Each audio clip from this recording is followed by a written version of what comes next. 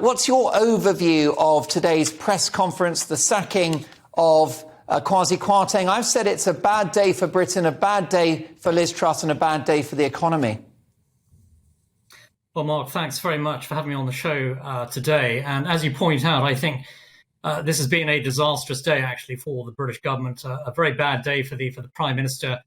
And the removal of Kwasi Kwarteng as Chancellor, I think, was a staggeringly poor move for the British government to make, that sends all the wrong signals.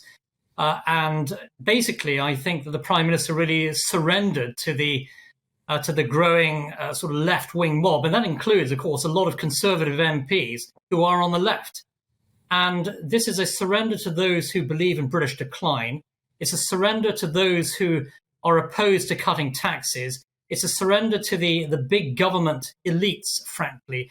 And so I think it's a very sad day, actually, for the Conservative Party. Some very bad decisions being made. And also the press conference by the Prime Minister was hugely disappointing here.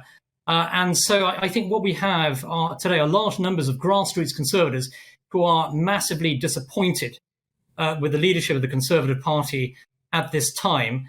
And we now have the spectre, frankly, on the horizon of a left-wing socialist government, a Labour government that could take the reins of power, perhaps a couple of years from now, unless the Conservatives are willing to actually act like Conservatives and advance real Conservative policies. But if you're surrendering to the left, this is not the right way to lead the country at this time.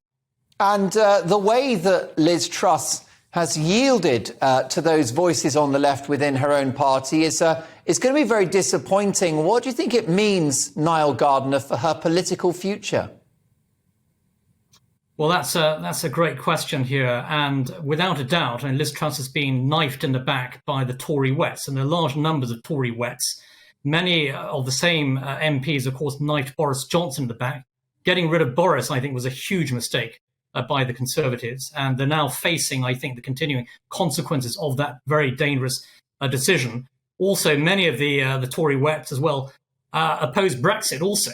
And so these are not, in my view, instinctive Conservatives at all. And what we have seen over the course of the last few days, Mark, certainly, are the stirrings of a coup within the Conservative Party. And there are many Conservative MPs who want to get rid of Liz Truss, who want to impose, of course, Rishi Sunak in some kind of coronation here, which would be fundamentally undemocratic, denying grassroots Conservatives the vote. But this is a dangerous moment, I think, for the Conservative Party. And I think that certainly Liz Truss's position is very perilous right now. But the alternative to Liz Truss as Prime Minister would be a Conservative government run by Tory wets. And you cannot distinguish these wets, actually, frankly, from the Labour Party. What's the difference between them and the socialists, really? And so, in my view, it's far better for Liz Truss to stay as Prime Minister, despite the huge mistakes that we've seen today. But what is the alternative, frankly? And, the Conservatives have got to really act like a Conservative party and not like a sort of lightweight Labour Party, frankly, which is what we would see, I think, if there's an alternative put in place to Liz Truss at this time. But the decisions made today, absolutely disastrous. U-turns are catastrophic. My former boss, Margaret Thatcher, I think, would have been absolutely appalled by what she's seen today. Kwasi Kwarteng has been, left out to dry, basically. And really, this sends all the wrong signals here. And the last thing Britain needs, frankly, is a nation that is going to fall into decline, that will be taken over eventually by far left socialists in conjunction with the SNP. That would be catastrophic for the United Kingdom. It would be the end of the United Kingdom as we know it. It would also threaten the future of Brexit.